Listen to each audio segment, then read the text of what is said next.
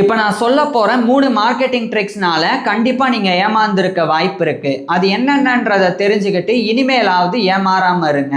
First trick reciprocity trap. இதுல உங்களுக்கு ஏதாவது ஒரு ப்ராடக்ட்டோடைய சாம்பிளை கொடுத்து யூஸ் பண்ணி பாருங்க, பிடிச்சா வாங்குங்க அப்படின்னு சொல்லிடுவாங்க. அதை நீங்க யூஸ் பண்ணும்போதே அவங்க உங்களை பார்த்துட்டே இருப்பாங்க. அதனாலேயே அதை யூஸ் பண்ணி முடிச்சதுக்கு அப்புறமா அது உங்களுக்கு தேவை இருக்கோ இல்லையோ அதை எப்படியாவது வாங்கிடணும் அப்படின்ற பாசிட்டிவ் கில்ட் ஃபீல் வந்துடும். அதனாலேயே நீங்க அதை வாங்கிடுவீங்க. உதாரணத்துக்கு ஒரு கடைக்கு போறீங்க, அங்க இருக்கிறவங்க ஒரு கிளாஸ் ஜூஸை கொடுத்து இது சாம்பிள் சும்மா குடிச்சு பாருங்க, பிடிச்சா இந்த பாட்டில் வாங்கிக்கோங்க அப்படின்னு சொல்றாங்கன்னா அதை நீங்க குடிக்கும் போது அவங்க உங்களை பார்த்துட்டே இருப்பாங்க. இப்போ அதை நீங்க குடிச்சிட்டனாலேயே வேற வழி இல்லை, அதை எப்படியா வாங்கிடுவோம், சும்மா போனா ஒரு மாதிரி இருக்கும் அப்படின்னு அந்த ஒரு பாசிட்டிவ் கில்ட் ஃபீலிங் உங்களுக்கு வந்துடும். அதனாலேயே அந்த ஜூஸ் உங்களுக்கு தேவை இருக்கோ இல்லையோ அதை நீங்க ஃபுல் அமௌண்ட் போட்டு வாங்குற நிலைமைக்கு தள்ளப்படுவீங்க. இது ஒரு சைக்கலாஜிக்கல் ட்ராப் அப்படின்றத புரிஞ்சுக்கோங்க. அவங்க தெரிஞ்சே தான் இப்படி சாம்பிள்லாம் கொடுக்குறாங்க. அப்படி சாம்பிள் கொடுத்தாதான் நீங்க வாங்குவீங்க அப்படின்ற அந்த ஒரு புரிதல் அவங்களுக்கு இருக்கு. அவ்வளோ புரிதல் அவங்களுக்கு இருக்கும்போது நீங்களும் அதுக்கேற்ற மாதிரி புரிஞ்சுக்கிட்டு அந்த சாம்பிள் கொடுத்தா அதுக்கப்புறம் அதனுடைய ப்ராடக்டை வாங்கியே ஆகணும், இல்லைன்னா அந்த ஜூஸை ஃபுல்லாக வாங்கியே ஆகணும் அப்படின்லாம் நினைக்காதீங்க. Second trick add on strategy. இதில் என்ன நடக்கும்னா, இப்போ நீங்கள் ஒரு காஸ்ட்லியான ப்ராடக்டை வாங்க போகும்போது அதோட சேர்த்து சின்ன சின்ன ப்ராடக்ட்ஸை அடிஷ்னலாக உங்கள்கிட்ட விற்று எப்படியாவது சம்பாதிச்சிடணும் அப்படின்னு நினைப்பாங்க. உதாரணத்துக்கு 30,000 ரூபா மதிப்புள்ள ஒரு மொபைல் நீங்கள் வாங்குறீங்க அப்படின்னு வச்சுக்குவோம். அப்போ அதோட சேர்த்து இந்த டெம்பர் கிளாஸையும் அதே மாதிரி பேக் கேஸையும் வாங்கிக்கோங்க.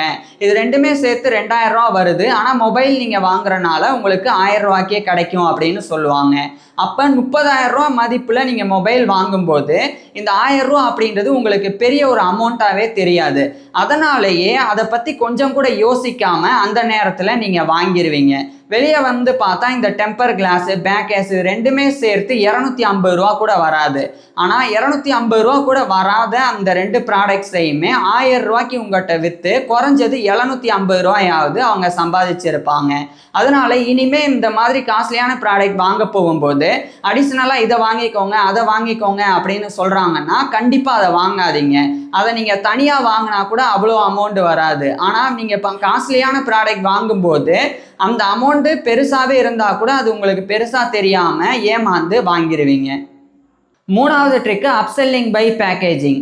இதில் என்ன நடக்கும்னா, இப்போ உதாரணத்துக்கு ஒரு ஷாம்பு பாட்டில் 80 ml 100 ரூபா அப்படின்னு வச்சுக்குவோம். அதுவே ஃபேமிலி பேக் 400 ரூபா அப்படின்னு போட்டிருப்பாங்க. இப்போ அந்த 100 ரூபாய்க்கும் 400 ரூபாய்க்கும் நீங்கள் கம்பேர் பண்ணி பார்க்கும்போது அந்த 400 ரூபா ஷாம்பு பாட்டில் பெருசாக இருக்கிற மாதிரி தெரியும். அப்போ உங்களுக்கு என்ன தோணும்னா, அந்த 400 ரூபாய்க்கு ஃபேமிலி பேக்கே வாங்கிடுவோம், அதுனா ரொம்ப நாள் வரும், அடிக்கடி வாங்க வேண்டிய அவசியமும் இருக்காது அப்படின்னு நீங்கள் ஏமாந்துருவீங்க. ஏன்னா உண்மையை சொல்ல போனால் 80 ml 100 ரூபா அப்படின்னு போட்டிருக்கும் போது 400 ரூபாய்க்கு 300 ml இருக்கும். இப்போ 100 ரூபாய்க்கு 80 ml அப்படின்னா 400 ரூபாய்க்கு 320 ml இருக்கணும்.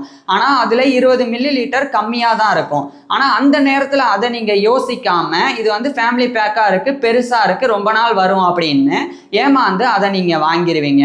இது வெறும் ஷாம்பு பாட்டில் மட்டும் கிடையாது. இப்போ பாப்கார்ன் வாங்க போனால் கூட இதே மாதிரி தான் 100 ரூபாய்க்கு மினி பாப்கார்ன் இருக்கும். அதுவே 400 ரூபா 500 ரூபா இல்லை ஃபேமிலி பேக் அப்படின்னு இருக்கும். ஸோ அதை வாங்கினா நிறைய கிடைக்கும் அப்படின்னு நீங்களே ஏமாந்து அதையே வாங்குறதுக்கு கூட வாய்ப்பு இருக்குது. இதனால இனிமேல் ஒரு ப்ராடக்ட்டோ அல்லது ஒரு ஃபுட் ஐட்டமோ ஏதோ ஒன்று இருக்குன்னா அது ஒரு சின்ன ஐட்டத்துக்கும் பெரிய ஐட்டத்துக்கும் உண்மையிலே என்ன டிஃபரெண்ட்டு, அதனுடைய அளவு என்ன, அதில் இருக்கக்கூடிய அமௌண்ட்டுக்கும் அந்த அளவுக்கும் சம்மந்தம் இருக்கா அப்படின்றத பார்த்து வாங்குங்க.